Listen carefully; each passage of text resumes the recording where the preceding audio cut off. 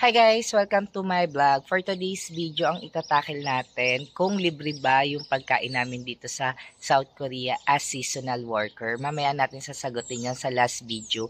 Ang gagawin naman natin ngayon, itutur ko kayo sa aming cafeteria at sa pantry namin yon. So, after natin itour, sasagutin natin kung libre nga ba yung pagkain namin dito sa Korea. Let's go, itour ko kayo sa cafeteria and sa pantry area namin.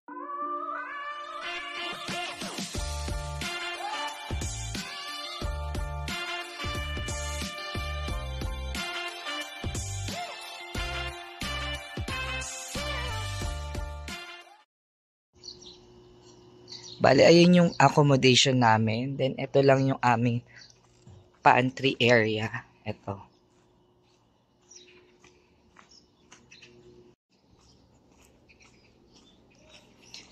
Ayan, let's go sa cafeteria.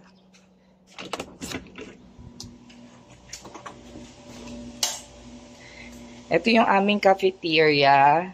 Medyo makalat. Siyempre, sobrang busy kami sa aming work. Yan.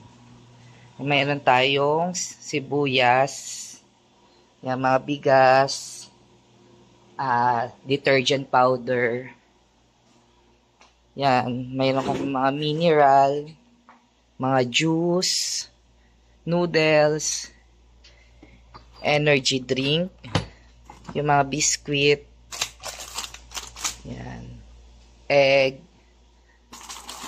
more noodles. Yan, meron din kami stock na mga sabon. May isa siyang room dito. Yan, mayroon suka, oil. Tapos yung ref. Yan, may mga seafood kami. Tapos baboy. More baboy. Yan. May isda dyan. Abalon, pusit. Yung mga laman namin, mga juice, kimchi, mga ganyan.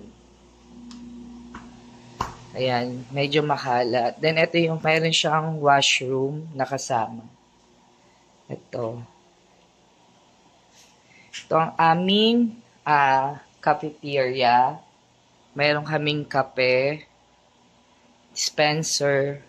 Yun, yung mga stock namin na juice, egg, isang sakong bawang, yan, madami kami stock. Kami nagugutom dito. Ayan yung aming pantry. Let's go, pasukin natin.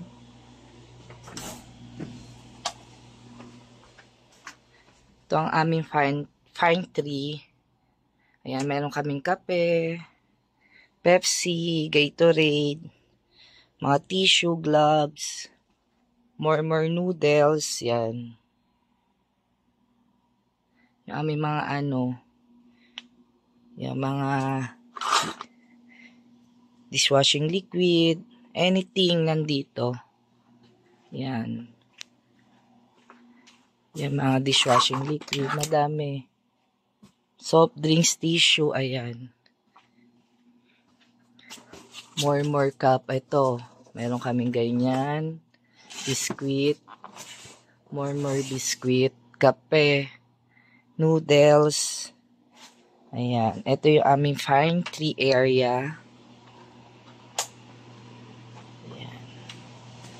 At ang aming cafeteria. Ayan. Okay. Hi guys! Ayun, nakauwi na pala ako ng Pilipinas. Ayun, bali, pag-check ko ng phone, meron pa pala akong hindi natapos na vlog nung nasa Korea pa tayo. Ngayon, sasagutin na natin kung libre ba yung aming pagkain sa South Korea as seasonal worker.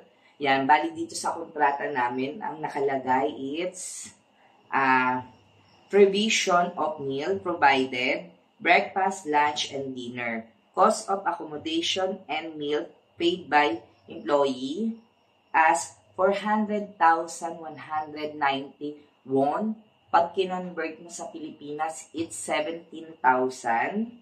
Ayan, bali, pagkain at yung bahay, it's same. Yon, isang bayad na yon per month, it's 400,190 won.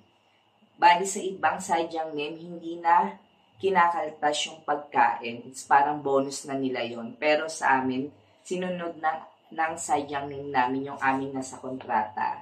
So, may bayad po yung aming pagkain.